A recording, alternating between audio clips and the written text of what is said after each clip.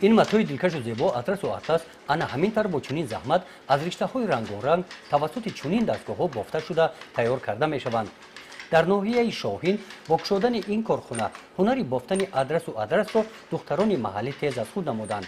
این زنان امکان دارند توسط همین دستگاه ها در یک روز 10 متر متوی اطلس و آدرس استحصال کرده پیشکش ساکنان ناحیه گردانند.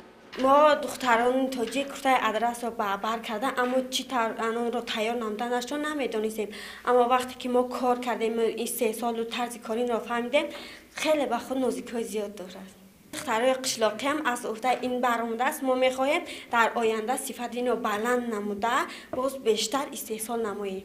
در ناحیه شمسدین شاهین شدن کارخانه اطلس و آدرس بافی طلب روز بوده. در چنین کارخانه ها کار کردن را زنان و دختران ناحیه آرزو میکردند. با مراجعت زنان و دختران و پیشنهاد مقامات اجرایی حاکمیت دولتی ناحیه شاهین این کارخانه گشوده شد. کارخانه با اشیای خام رشته کار میکند. رشته را از شهر اصفهان دسترس می نمایند. فعالیت پوره کارخانه هم با تامین رشته سخت وابستگی دارد. در دستگاه بافندگی همه کارها دستی اجرا کرده می شوند. حجم و صفت مال وابسته به هنرمند است. از حرکت کارگران مشاهده کردن ممکن است زنان و دختران شاهینی هنرمند هستند.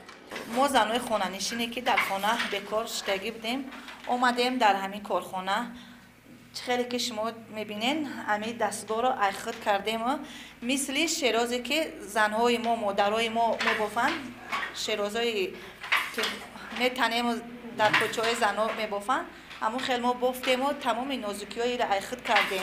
وقتی که ما اطلس را بافتیم تماما حس نمیکردیم که این را چخیلی میبافند چخیلی ماکوی را پر میکنیم و میبافیم و با چی خودمان اختراع کردیم ماشینه آوردیم ماکو را کردیم اطلس بافی را اساس کردیم.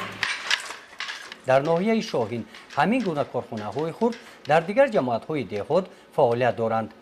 گزارش خواجه نظری خدای نظر ظهوروف از ناحیه شمسدین شاهین برای برنامه اطلاعاتی نوید.